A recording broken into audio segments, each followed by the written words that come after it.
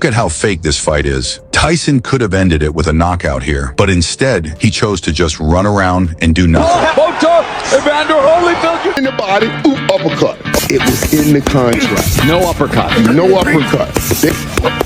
They had no intentions to really strap it on. What did Mike Tyson win on?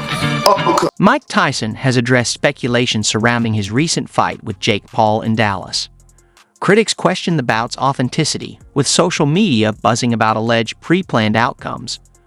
Both fighters faced scrutiny before the match, but the rumors escalated. Jake Paul won the bout, but some believe Tyson wasn't fighting to win. They point to a moment in the match when Paul took a punch from Tyson, taunted him by sticking out his tongue, and acted unfazed as proof that Tyson was taking it easy. Conspiracy theorists argue that Tyson, now 58, took the fight for the $20 million payday and let Paul have an easy victory. After all, Tyson is well past his prime, hadn't fought in years. Some even claim Tyson wasn't attacking at all, making it seem like the whole thing was staged for Paul to get a win over a legendary boxer, something Paul supporters are quick to highlight as a win for his career. Others suggest that Paul was simply taunting Tyson, like he's done in his previous fights. It's a heated debate. Was it a legitimate fight or an orchestrated spectacle for TV ratings?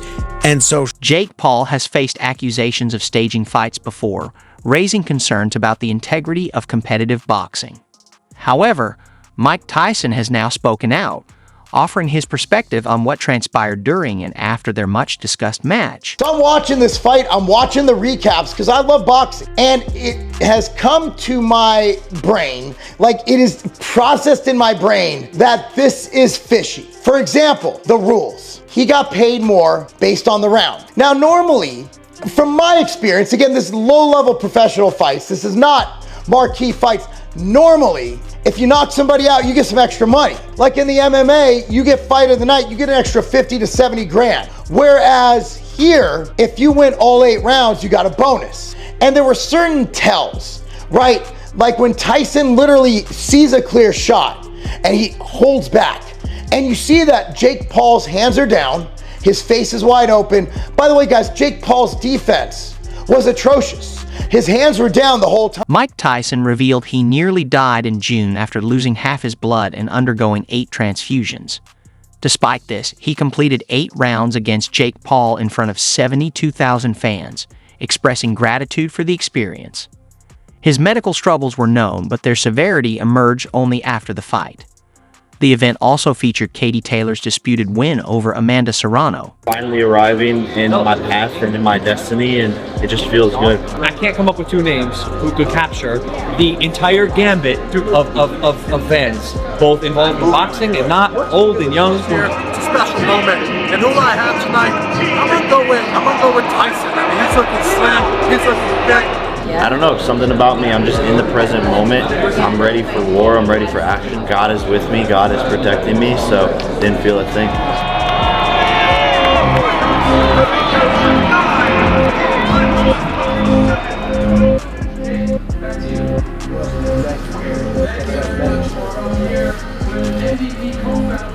I think that using his youth, his athleticism would be the smart choice to do in this. The Tyson vs. Paul fight broke Texas's previous combat sports revenue record of $9 million, set by Canelo Alvarez's 2021 bout at AT&T Stadium with over 73,000 fans. This event highlighted the enduring draw of high-profile boxing matches. Can't even believe that I'm beating these people, so they say it's rigged. And is there an element of like some of the people you step in the ring with, they're like, all right, fine, I'll take it, like I'll shut the YouTuber up? 100%. They all thought they were going to be that person. Mm-hmm. You know, even Tyron Woodley really thought he was going to beat the shit out of me. I hit fucking hard, and I'm a real problem. What's up with you and Dana White? These fighters are basically enslaved contracts. You could go in your next fight, you could fight somebody who's a professional boxer, but maybe doesn't draw as much money as, say, you go and you fight Andrew Tate. I've always leaned on going with a tougher opponent, always. They just haven't gotten in the ring with me. Are they scared? Why are they not getting? Yes, I believe so. People say, oh, you have a chip on your shoulder? Like, I have 2 chips on my shoulder, one on each side. I'm hungry, I'm relentless, and I will show the world that I'm a world champion. Who's the person that if you fight you're like, I can't believe I'm in the ring with this person, and like, let's fucking go. Speculation about the Tyson-Paul fight being staged arose from Tyson's performance, his age, and the event's massive betting activity, leading some to see it as more a financial spectacle than a legitimate match.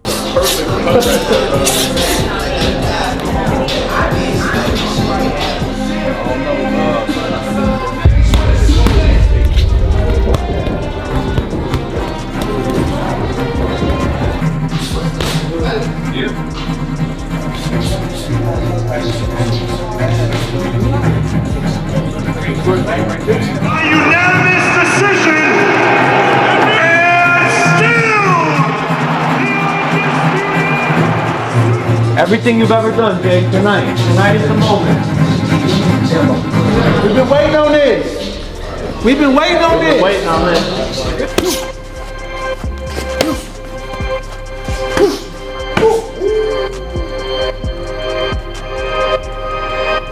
Get this body there.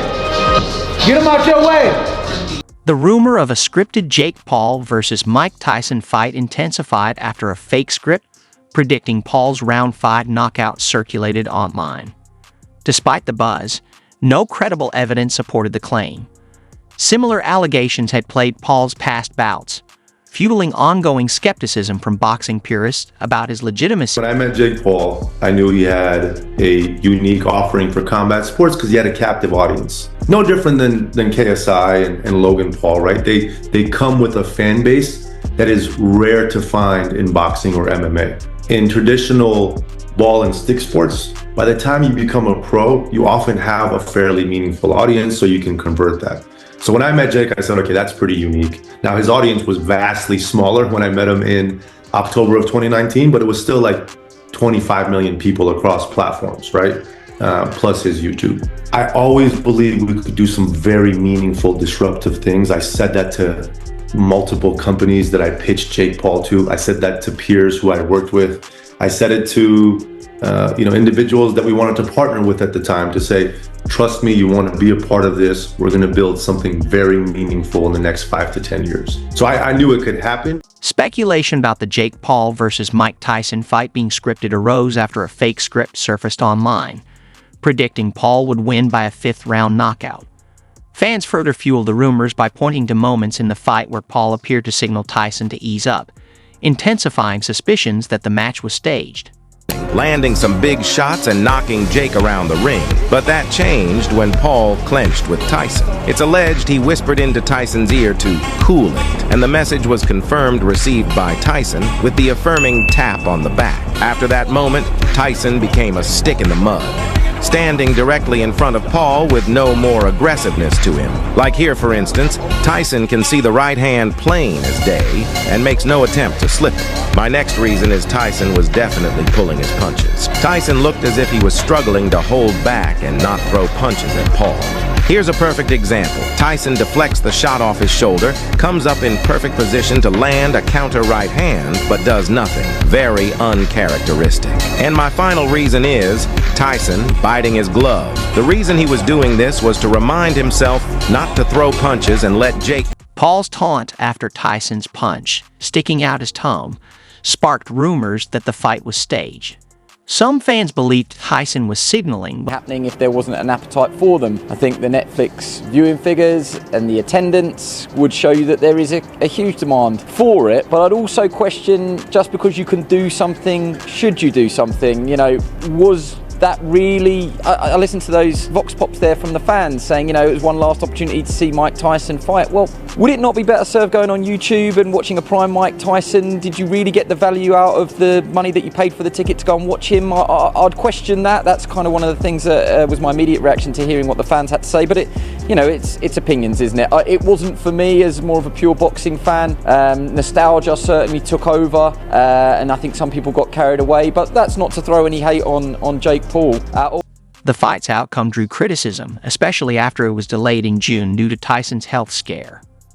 Tyson later revealed he nearly died on a flight and required 8 blood transfusions to recover, Back everybody, I'm Dr. Brian Suter, and my goal in this channel is to teach you more about the medical side of the sports world. Now, yes, I watched the fight. Turned out exactly like you'd expect a 58-year-old to look when they're out there boxing. I don't think anybody was really surprised after the fact. I think a lot of people hoped that we'd see this new, rejuvenated, energized version of Tyson, and he came out and a couple of rounds looked pretty good, and then by the end of the fight it was clear this was a 58-year-old man, and he looked like a 58-year-old man. And I have a lot of issues with this. I don't think this fight should have ever happened. I think it says a lot of bad things about the combat sports world and sets a really dangerous precedent going forward. We're going to talk about the whole fight clearance approval process, and then just physiologically. The rumors about the fight being staged stemmed from disappointment, as fans expected more from Tyson. Some believe he could have knocked out Jake early but didn't, while his slow walk to the ring led to suspicions he wasn't fully engaged. The next reason is Tyson was definitely pulling his punches. Tyson looked as if he was struggling to hold back and not throw punches at Paul. Here's a perfect example. Tyson deflects the shot off his shoulder, comes up in perfect position to land a counter right hand, but does nothing. Very uncharacteristic. And my final reason is Tyson biting his glove. The reason he was doing this was to remind himself not to throw punches and let Jake control the pace. Was this fight a fake? Let me know in the comments. Now, I know it's just training footage. He's just hitting pads. Pads don't hit back. I get that. But he had the ability to hit combos. And once you start a combo, you just let loose. And if you get hit by one, you're just like, okay, I got hit by a punch. But here's the deal. Like, Tyson literally didn't unload. Boom, boom. He didn't unload with one good. The large financial incentives for both fighters, especially Tyson's guaranteed $15 million, contributed to rumors that the fight was staged. Tyson's net worth, about $10 million, meant this payday would significantly boost his finances, leading some to question the fight's authenticity. Thought Floyd and Logan could have went for a second one, or definitely Floyd and what's the guy named Connor, bro. If you're getting 40 million, you'd be like, yo, Mike, hit me with a couple good body shots. I'm gonna hit you with a couple good ones. We're gonna make both people who hate me think you really got it. People who like me think that I really overperform, and we're gonna do this again. I'm gonna get another 40 million, and then we're gonna get you to 30 million. This is how I would be thinking that they're playing it, right? Like, yo, nobody, if you knock someone out, it's over, right? Like, we don't want to see it again. But if it's a competitive thing, but imagine if Tyson agrees, like, okay, cool, that's everything, yeah. But remember, it's Iron Mike. Say he takes the money and just knock him. Now, granted, I don't know how Mike looks in actual boxing. Jake Paul's $40 million earnings, despite not delivering the promised knockout, further fueled suspicions that the fight was scripted. Fans were disappointed by the lack of excitement, and the focus on the financial rewards seemed to overshadow the competitive nature of the event.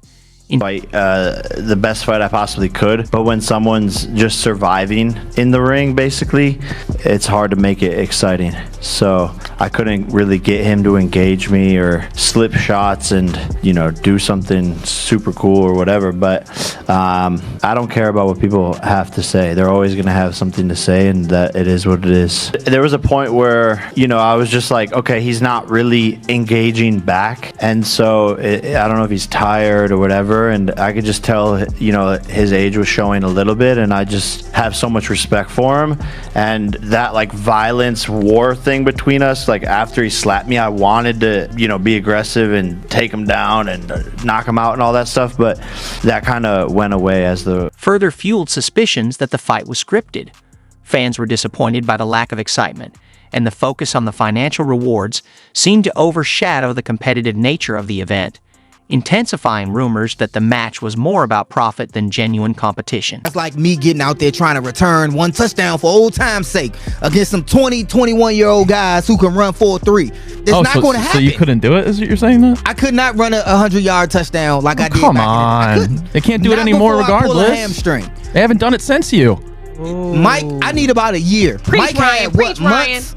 I need about a year to get in shape for that. All right. But I'm not 58, 59. That's I can true punt too. to you. You see what I'm saying? I'll punt I to can you. do it at 40, but not at 58. Mike needed to go somewhere and commentate. But I did appreciate the respect that Jake Paul showed Mike Tyson. Yeah. He didn't knock him out. He could have. Yeah. He could have started landing, just started going at Mike. I'm younger, I can take it. Can't even believe that I'm beating these people, so they say it's rigged. And is there an element of like some of the people you step in the ring with, they're like, all right, fine, I'll take it. Like, I'll shut the YouTuber up? 100%. They all thought they were going to be that person. You know, even Tyron Woodley really thought he was going to beat the shit out of me. I hit fucking hard, and I'm a real problem. What's up with you and Dana White? These fighters are basically in slave contracts. You could go in your next fight, you could fight somebody who's a professional boxer, but maybe doesn't draw as much money as, say, you go and you fight Andrew Tate. I've always leaned on going with a tougher opponent, always.